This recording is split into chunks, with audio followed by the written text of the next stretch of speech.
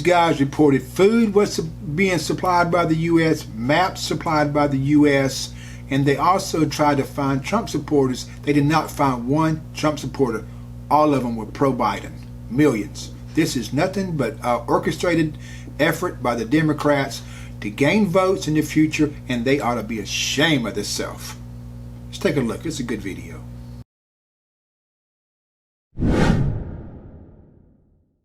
You look like a pretty white fellow with proper English skills. How are you able to fit in this caravan?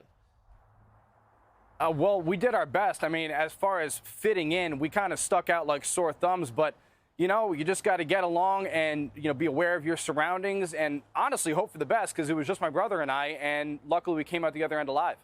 So there's a lot of outside money pouring into this caravan. You see they hand out maps, they hand out food. Where is all this money coming from? Outside of the United States? Well, a lot of the money comes from the United States. If you're talking about as far as where they're getting these maps from, where they're getting a lot of these food packages from, and all this other aid that you see, a lot of it comes directly from the United States. When you're in these Panamanian refugee camps that we include in the video, you will see the U.S. flag in there, con el apoyo de, and then there's the big United States flag with the support of the United States. You'll also see the European Union flag in there as well. And then, of course, you know, there's outside funding from different charitable organizations, but the United States, U.S. taxpayers, are funding a lot of what you see in that documentary. Okay, so the U.S. is funding the invasion, as Texas calls it. Doesn't make much sense to me. When you encountered a Chinese camp, and we'll play a clip of it, we'll get your reaction. Roll it.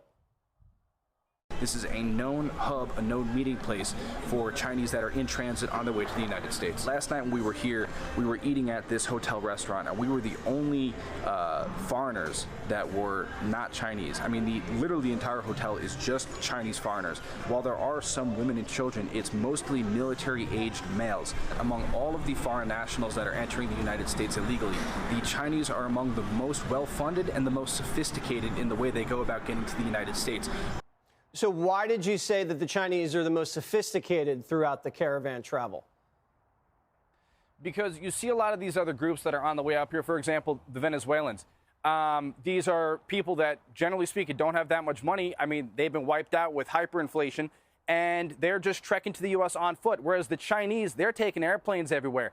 And they have dedicated hubs like the one you see in that video. And there were other ones that we saw along the way, these dedicated hotels where they all fly into. It's all Chinese. We were the only non-Chinese people there during that night. We talked to the staff. They confirmed that.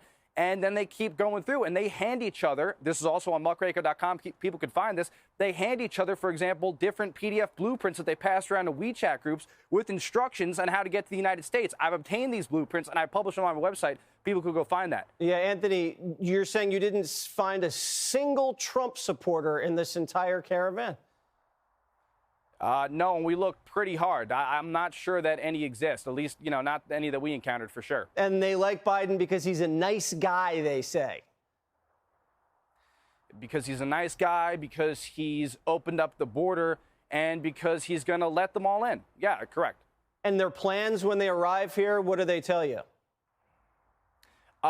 You know, it's usually more of the same. We're coming for work, we're coming for a better life, and then you'll say, well, what kind of work are you looking to do? And they'll say, I don't know.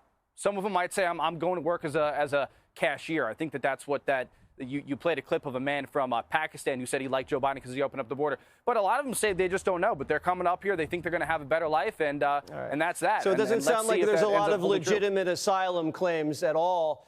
Did you run into any trouble with the cartels?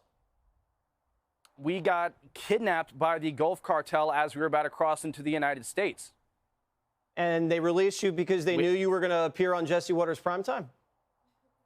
I suppose. Well, I did warn them of that, yeah. And I said, listen, guys, you guys don't want to do this. But no, that's exactly what happened. They took us. They blindfolded myself. They pulled a hood over my brother's head. And we got driven out to the middle of an abandoned field, making a long story short. I mean, these are armed men with assault rifles, pistols at their hip. Drive us out to the middle of an empty field, open up the door. You know, they take the hood off my brother. They take the blindfolds off myself. And I thought they were going to possibly put bullets in our head. Why else are we in the middle of this field? But they decided to lay out all of our electronics. Again, make a long story short, they smashed it with the crowbar and they let us go. And then that was it. We actually had to go for this documentary, as everybody's aware. We had to fly back into Mexico after the kidnapping, back into enemy territory to recapture a lot of this footage that we lost. So when you watch this documentary, that's actually 2 trips in one. Wow. All right, Anthony, you're a brave guy. Your brother's a brave man. Good luck. We're glad you made it. And it's really good work that you're showing us that, because it's really difficult to get that kind of in-depth footage. So thank you.